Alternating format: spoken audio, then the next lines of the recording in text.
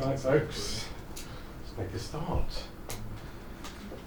So up until today, really, for me, colour grading has been partly about having the brakes put on to a certain extent. Coming out of the second year and into the third year, it's really about learning tools and making what you've got look better. And that, for me, is the vast majority of all colour grading. But today we're going to really take the brakes off on that. So we're going to go wild with the colour grading. Looking at colour theory, how we can apply that colour theory to colour grading, the appropriate use of it as well. Now, everything I say today has got parental advisory all over it. Okay? It is to be used with trepidation. Some of the examples I'm going to show you here, or if you do any reading on colour theory, they all tend to come up with the same examples. Certain films that kind of fit the theory. Colour theories largely come out of art and design. And has been kind of reverse engineered into film. And film doesn't necessarily, because of its linear nature and its arc over time, doesn't necessarily fit these theories particularly well, I don't think, anyway. Another thing you see when you read up on this sort of thing, they always try and pick particular films that kind of encapsulate that part of the theory. When in actual fact you'll find that films will, in certain parts of the film, certain scenes, certain locations, will fit one part of the theory, and in other parts of the theory. One of the reasons we're going to go into this is to be prepared for production and think about the look of the film before we hit production, and be aware that all this look for a film it's not colour grading, it's everything. Cinematography, production design especially, and direction and location. It all comes together, and you can't have one without the other.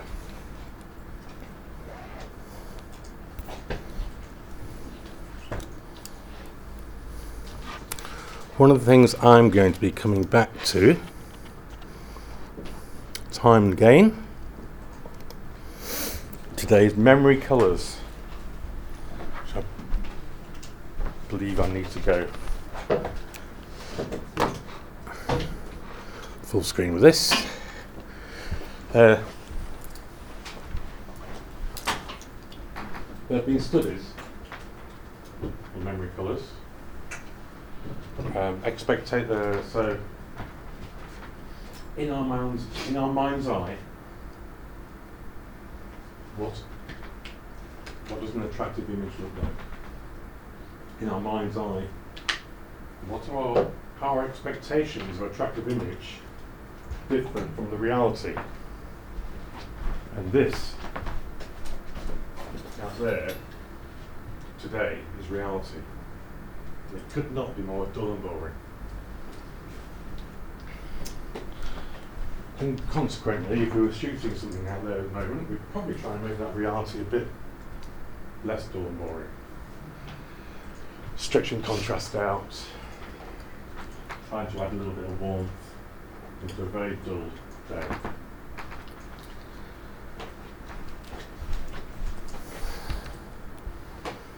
So, it's generally more colourful. Grass is greener, the sky is bluer. Skin tones are more yellow, more vibrant. Brick is redder, lightness is generally lighter. And we see that everywhere. Our world is, we are surrounded by visual information, whether it's TV or film, internet, magazines, advertising outside, advertising, the design in shops, in nightclubs, even in your own home. And in fact, a lot of that design, especially in home actually, is going back to these ideas of a balanced colour scheme, which we'll get into. For me, this idea of memory colours goes well beyond that as well, especially when it comes to, or partly when it comes to film. There's a certain particular expectations in film as well. Later on, we're going to look at actual film, celluloid, 35mm film, some of the characteristics of that, because there's an obsession with film, in film, celluloid film. There is a bit for certain people. What is it about that film response as opposed to a digital response characteristic that is generally thought to be an attractive thing, something we should try and emulate? And we'll be looking into that.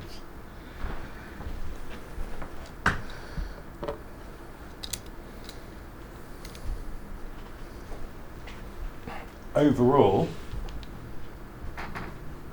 something that's pleasing to the eye, generally, no rules across the board here, is more important than reality. I'll put a parental advisory on that and say that's not particularly true of documentary. I think in colour grading in documentary, you have to reflect the reality. You can make it a bit better, and you can give it more continuity, but your aim is to reflect that reality.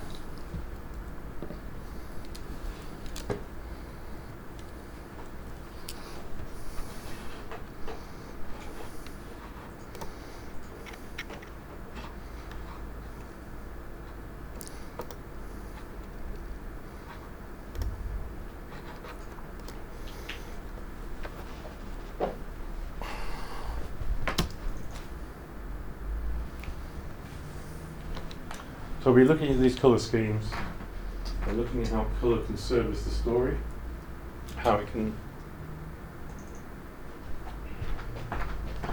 elicit a response. I may as well leave this.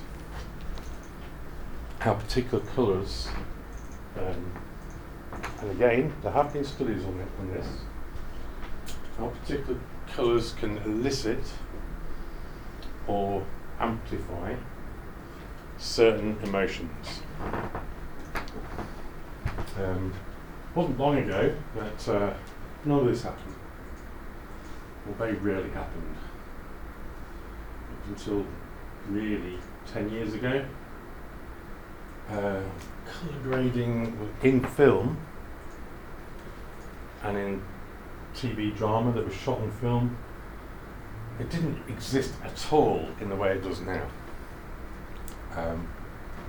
Cinematographers were very much in control of what they shot, and after they shot it, the tools for manipulating it were fairly crude. Typically, a cinematographer would work very closely with a lab, and when he sent the roll of film back to the lab, he may say, can you print that maybe 1 or 2 points up, 1 or 2 points down, or just as it is? To a certain extent, that was like the control of the tonal range. That was control of maybe pushing highlights or crushing shadows. Film stock developed, well, over 100 years, let's say. And over that time, of reformulating and refining a very, very steam-driven process, there's become a certain amount of predictability in film stocks and how they can be developed. Later on today, when we take the brakes off and start investigating film looks and things that you can hope to achieve, a lot of those go back to actual lab processes. They're trying to emulate lab processes. And for a lab to do something like this image here, full of pink, they would change the chemicals in the chemical bath.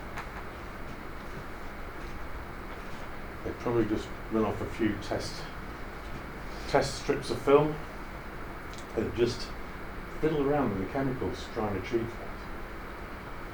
that. And there's a film called Red Scale, which is partly to do with that. But also they would do things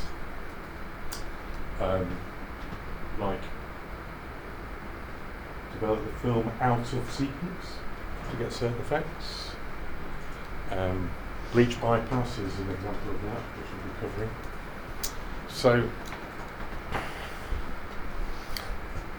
and that goes back to sort of like that memory colour side of things. It's like the influence of things that have happened over the years that influence current filmmakers and mean that current cinema goers and TV goers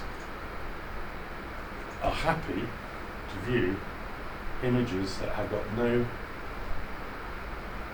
or a very scant hinge on reality.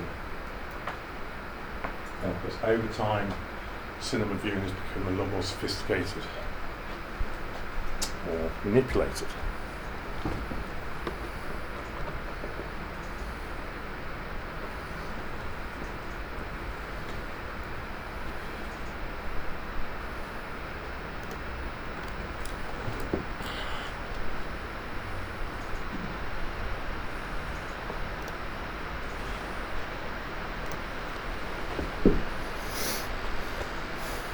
So, at least a part of colour theory that we're going to go into today has come out of the world of art, come out of the world of design. First talk about balanced, colour balance in an image, and how that makes the viewer feel, not how it makes the viewer feel, how it helps the viewer feel the way the filmmaker wants it to. Simply a green image is not going to do that. It all depends on the story around it. But again, it's all about the whole thing. Mise en scene, DOP, director, especially production design.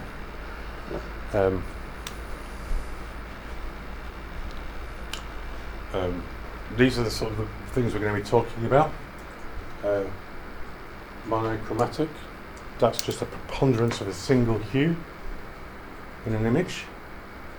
We've got analogous there, which is wider, adjacent hues being shown. And then they're complementary. And you see complementary colours all over the place. In design and interior design, product design, all kinds of things. You see blues and oranges and greens and reds, all that kind of thing, sitting opposite each other in the colour wheel. And then they've got this scheme called triadic. Now, here's the academic terms. From a colourist point of view, before I'd even heard of any of this stuff, I would call this actually monochromatic. Or much more likely, I would have called it a tint or wash. And that's in as much as you're replacing the colour with a single hue, or you're bending the colour of certain parts of the image into that hue. So that's a kind of a tinted or washed image. Similar for this. For complementary, as a colourist, I would call that high colour contrast. So on the colour wheel, on the vector scope, you've got the complementary colours, and there's a big difference between them, and it makes for a very balanced and arresting image, I would say. And then triadic, well, this is basically, for me, it's just covering all the bases. Triadic, I would say, is a spread colour contrast. If you were presented with images, let's say your shoot's finished, and you were presented with an image which is largely monochromatic or analogous, and you get into the colour grading suite with your colleagues fully expecting miracles to happen. It's one of the areas of filmmaking where there is this idea that being in the colour grading suite, almost anything is possible. It's not true. If you wanted to pull selections, and let's say something like this or something like this, if you're shooting a drama, say, and you've rented a flat, the flat's got beige walls like this, and your subjects are wearing quite drab clothing, maybe, skin tones are the same hue as the walls. There's very little you can do to change that. Even something like this, absolutely impossible to do this. If you're in a location where there's a good spread of colour, you can change something like this or this, maybe being a bit more like this. Parental advisory. Do you really want to do that?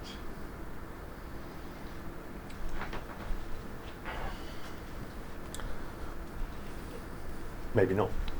Anyway, examples.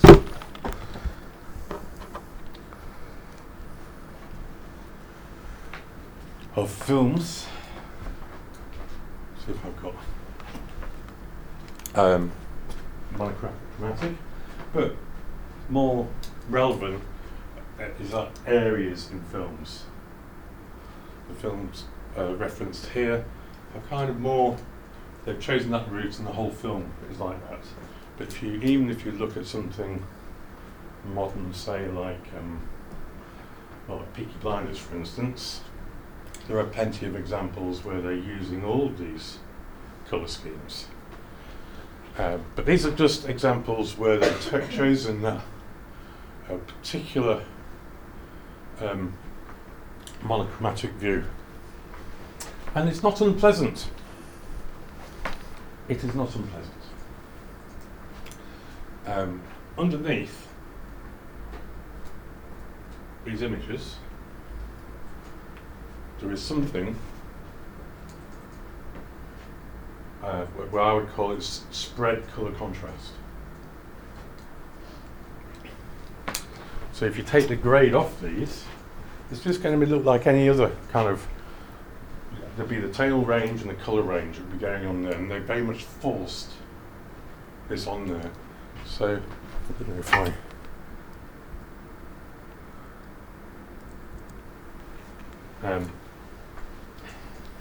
think this afternoon I'll drop some of these images on the timeline. You can actually colour correct them back because all the colour information is still in there. So they've very much tinted it and washed it, but kept the underlying colour. There are some examples where, and we'll be doing some of those this afternoon, where you basically desaturate the image, throw your wash into it, and then if you want to at that point you can bring back colours of certain hues. We'll be going through the techniques for achieving that.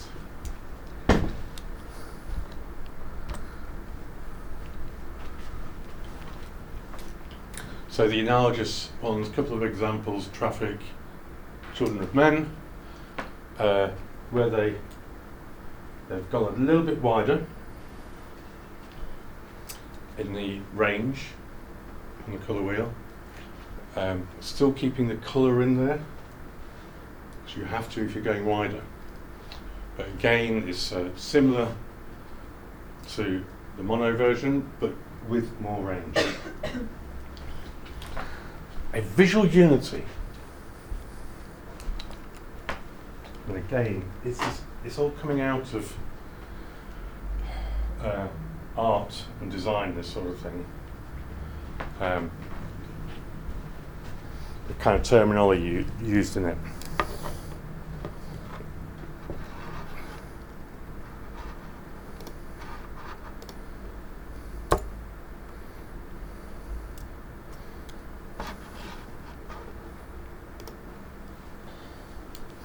Now we're getting into areas where, you know, more conventional areas.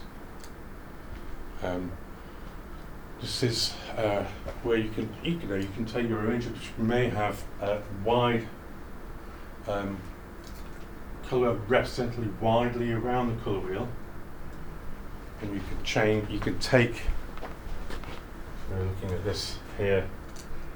You could take this half of the colour wheel, push it towards the oranges, and this half of the colour wheel, push it to the blues and cyans, and then you've got that very, very famous, well, fashionable, orange and teal or orange and blue look, which these bottom images here represent. Very, very fashionable. May still be fashionable now. To have that blue and orange complementary colour scheme associated with blockbusters.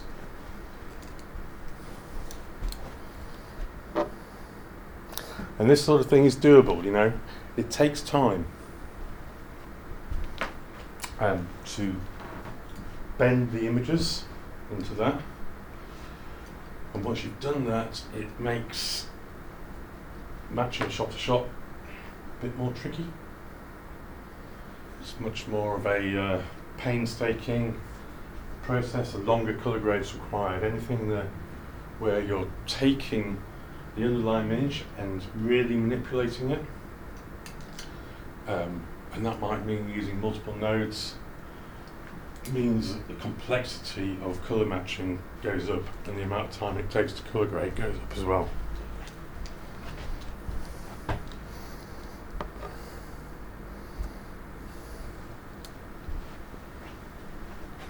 Triadic, these are the films that come up, not just in what I've read, but on the web as well.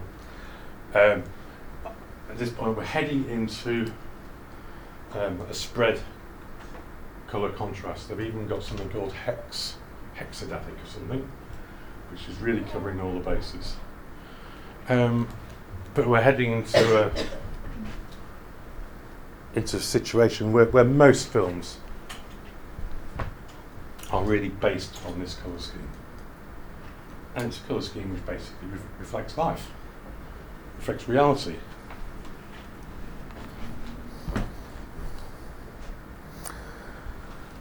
So those are the sort of balance schemes that film colour has been reversed engineered into. Okay, so again, parental advisory, most of everything you see on TV, they're not doing this. If they are doing this, quite often it's in production design cinematography, it's not the colour grade. The colour grade's just there to push it even more in that direction.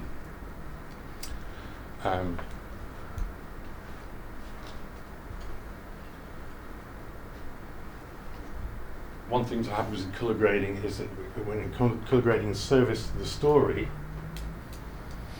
is accenting maybe locations or character, so associating colour with a character or a location.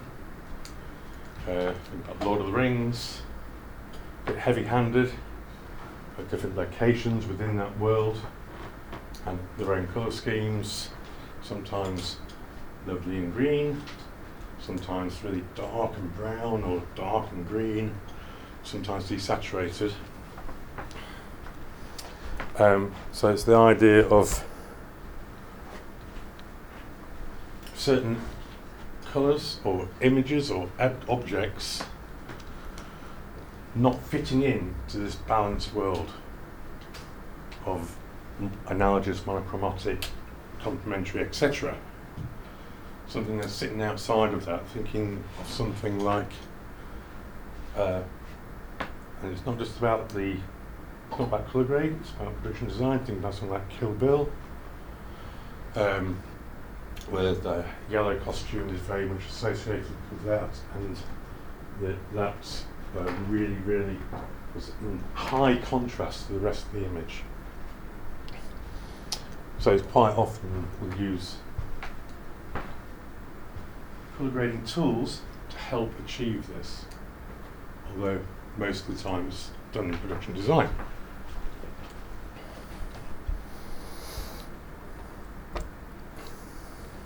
So, discordant with the colour scheme, but associated with character, mostly out of, can be through props, can be through us pushing or moving colour into these directions.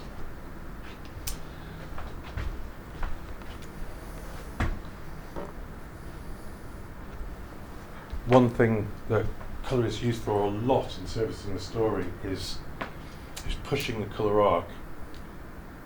So as the film develops, so does the grade. That happens constantly and all the time. As a character develops, character storyline develops, a grade will develop around them.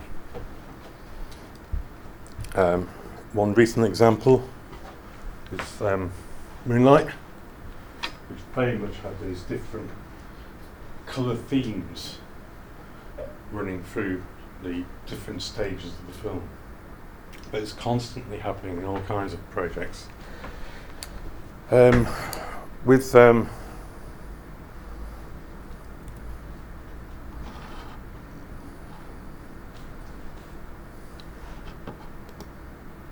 this, I wonder?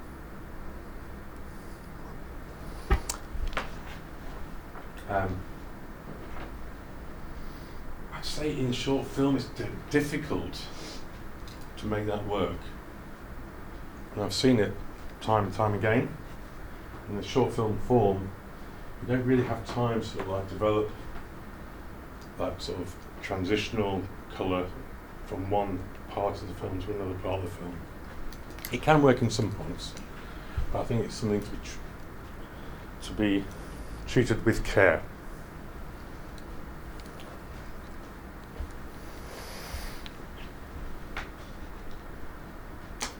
This afternoon, I've put together a timeline, and we'll go through some of the techniques to try and achieve and push images into these colour schemes. Another thing I'm going to do this afternoon is I'm going to open up EP301 and we're going to have a look at some of the additional tools we have in EP301. We've got additional plugins in there which can also help with all this.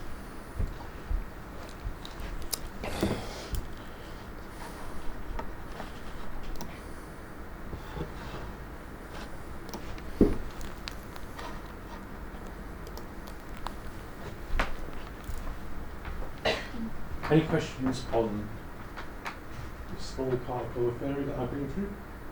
Try to keep it really relevant to what we do. Great. Film, film, film.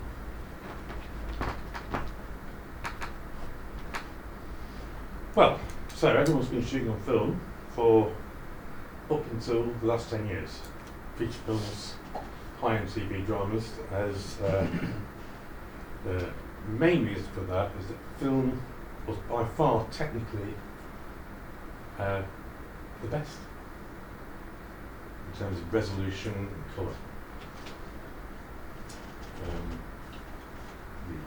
Being able to shoot and videotape for, I guess, the last 40 years or so, but it never made its way to cinema, or at least it did. It was very rare that it did that.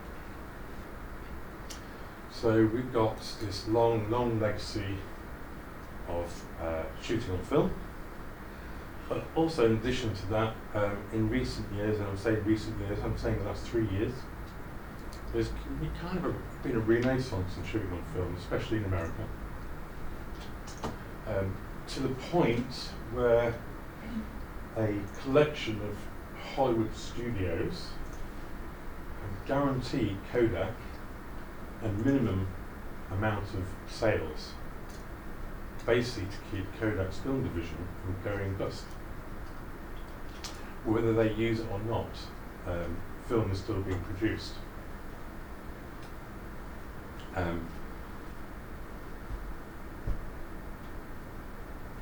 So if you're a budgeted film, when I say budgeted, I mean you've got enough money to shoot on film, film is available. Not all filmmakers have that kind of budget.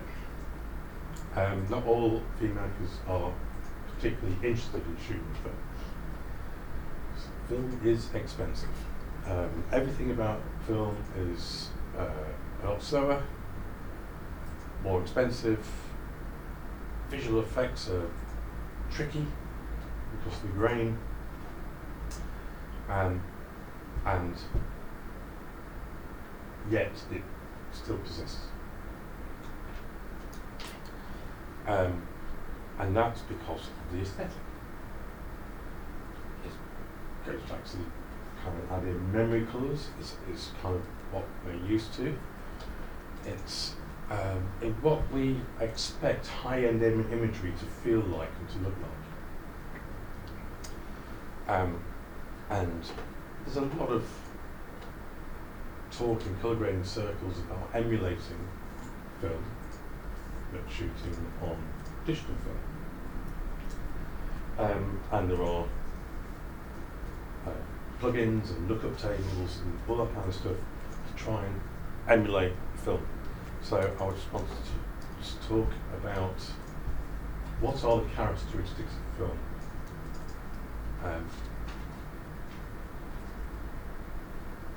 What makes film pleasing, and the idea of film being a more organic medium than digital film.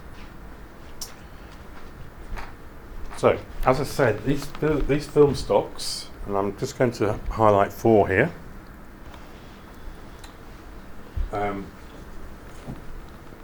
Have been developed over decades. And over decades they've got better and better.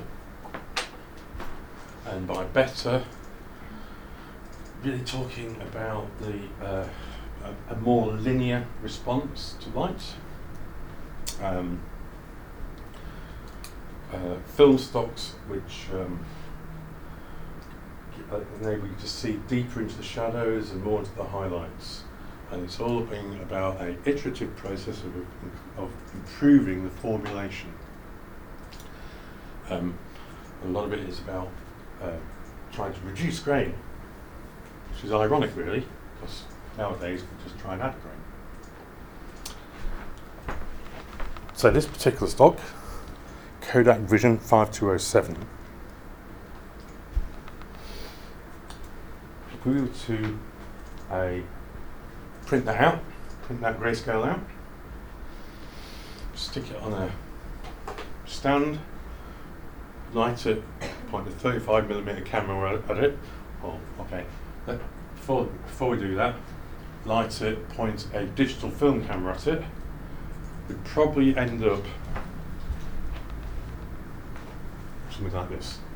Just a straight linear response. If you do that with a film camera with Vision 5207, just zoom in on this a bit. You get something like this. So this is the response characteristic for this particular film stock. And you can see in the blacks here, slightly pushed into the shadows. And when you hit the midtones, and you can just about see it here, a slight sort of cyan tint to it. So we're starting out linear, dropping the shadows, and the highlights are slightly lifted with a green tint, coming back to linear up into the highlights. And that's what this particular film stock looks like. And you could recreate that. Now you know this, you can recreate that in color grade. All you have to do with the curves is basically copy what you got there. In actual fact, the people who make plugins to do this sort of thing, they've taken red, green, blue patches, going from black, increasing in brightness and saturation up to 100%. They've shot a few frames of each one of those patches, and then they take that into a lab, get them scanned or developed and scanned, take it back into something like Resolve, and they map the response of red, green and blue, and they come up with essentially a lookup table for that particular film stock.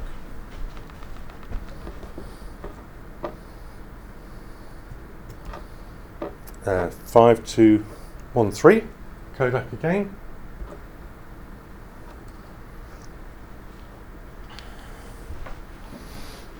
So still Kodak stock, starting off linear, but straight away in those shadows we've got a blue tint to the shadows there, which you can just about see there. And then going into the mid-tones, greenish, cyanish tint to it, and then going back to a fairly linear response in the highlights.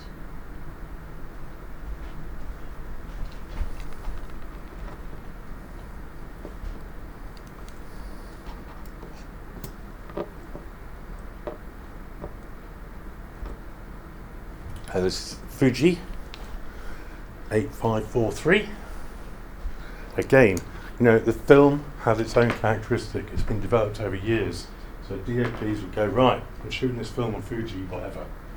Fuji 8543, that's my choice. Because it has its own characteristic. If we want to emulate that,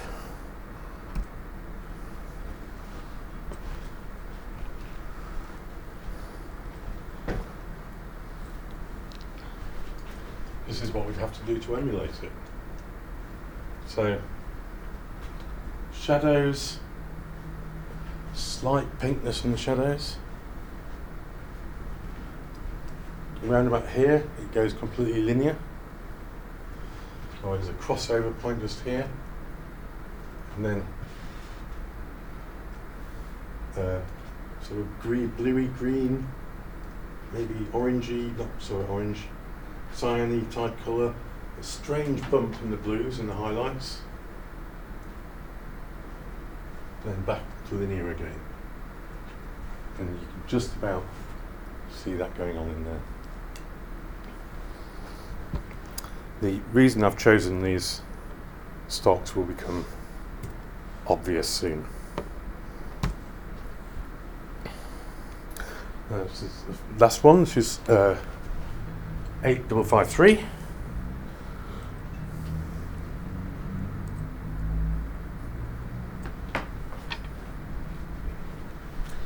Pink shadows. Slight bump in green in the middle. Green dropping away and there's blue highlights there.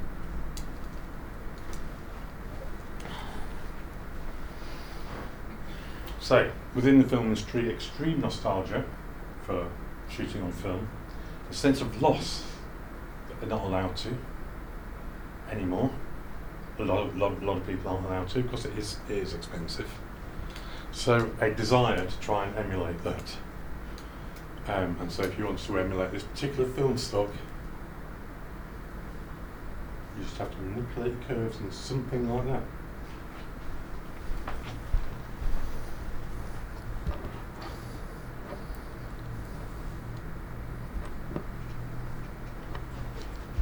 But it's not just about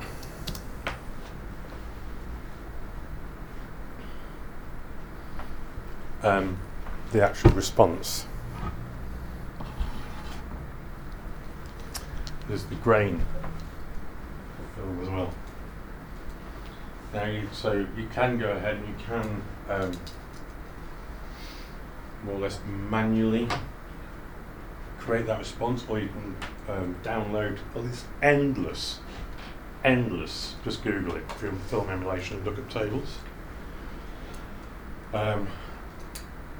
But it's about grain as well.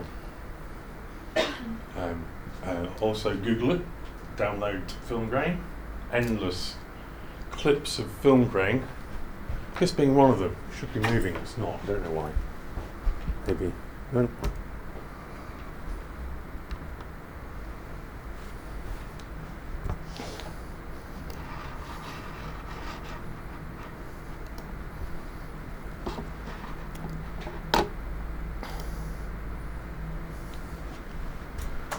Endless downloads and instructions on how to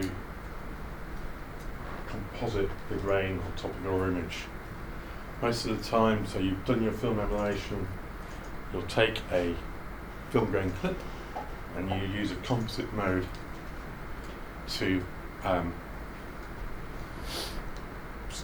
basically plonk it on top of your image.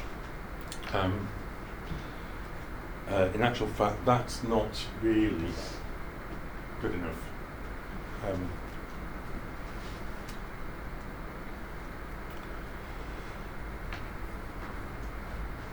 Why do we like grain?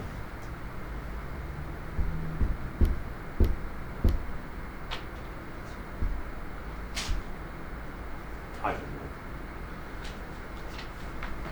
If I took a camera, put it on a tripod, point it at the wall, it would just look like skirmish.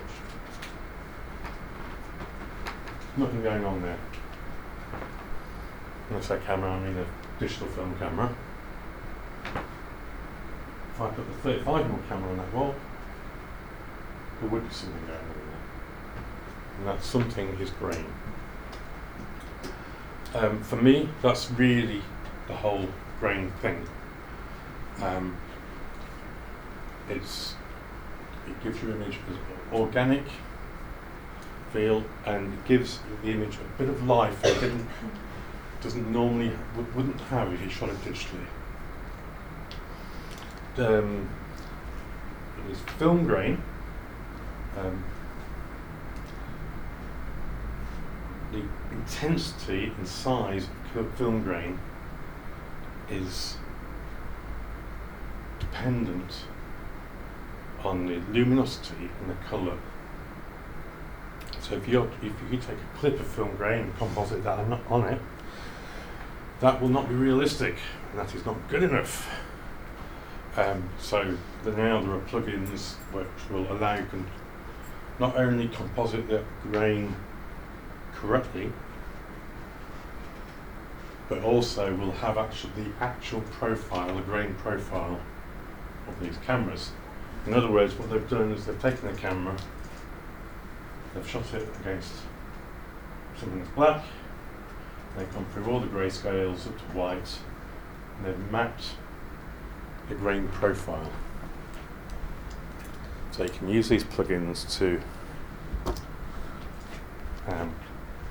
apply grain to your film.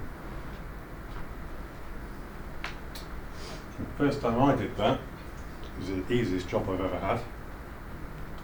It was a 90-minute film, and it took 4 days to render. It was very processor intensive.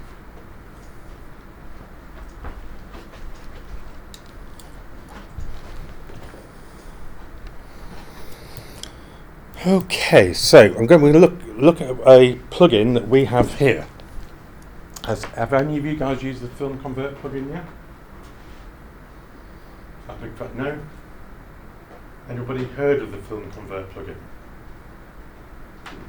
Okay. We have it here in EP301, and you can, you can download it free from the Film Convert website. It's watermarked, and then you can download different camera packs. So I'll give you a bit of an overview how it works, and then this afternoon we'll open up 301 and you can go and have a play around yourselves.